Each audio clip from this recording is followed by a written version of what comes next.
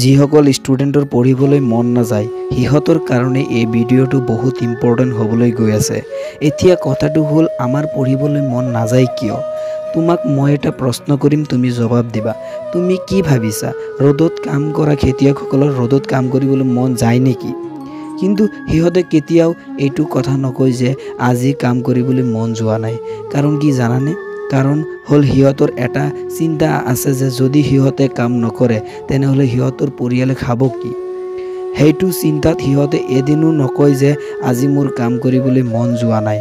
কিন্তু তুমি কিয় কোৱা যে আজি মোৰ পঢ়িবলৈ মন যোৱা নাই? কাৰণ তোমাৰ সপোন নাই, তোমাৰ ড্ৰিম নাই, তোমাৰ লাষ্ট নাই। ৰিজাল্টৰ দিনা যেতিয়া মানুহে সুধিব তোৰ পাৰ্চেণ্ট কিমান হ'ল, সেইদিনা যাতে তোমাৰ মূৰটো তলৰ পিনে নাথাকে।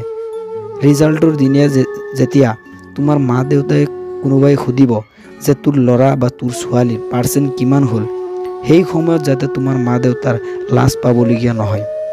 তুমি নিজৰ কাৰণে নপঢ়িলেও মা দেউতাৰ কাৰণে পঢ়া আৰম্ভ কৰা। মা দেউতাৰ মুখৰ পিনে চাই হ'লেও আজিৰ পৰা ভালকৈ পঢ়া আৰম্ভ কৰা।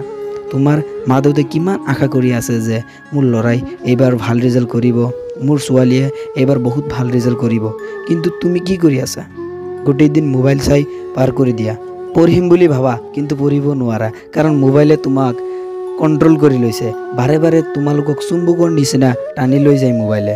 এতিয়া তুমি ভাবাচোন, এনেকৈ গোটেই দিন মোবাইল চালে সপোন পূৰণ হ'ব নেকি? ইমান দিন যি কৰিছা পাহৰি যোৱা। এতিয়াও তোমাৰ হাতত বহুত সময় আছে। তুমি যদি ভাবিছা এতিয়াৰ পৰা মই ভালকৈ পঢ়িম, তেনেহ'লে তোমাৰ হাতত বহুত সময় আছে। এই 3 মাহ ভালকৈ পঢ়ি ভাল ৰিজাল্ট কৰি মানুহক দেখাই দিয়া। যিসকলে মানুহে কৈছে যে তোৰ দ্বাৰাই কাম নহ'ব, সিহঁতক দেখাই দিয়া। এতিয়াই কমেণ্টত লিখা আই এম ৰেডি।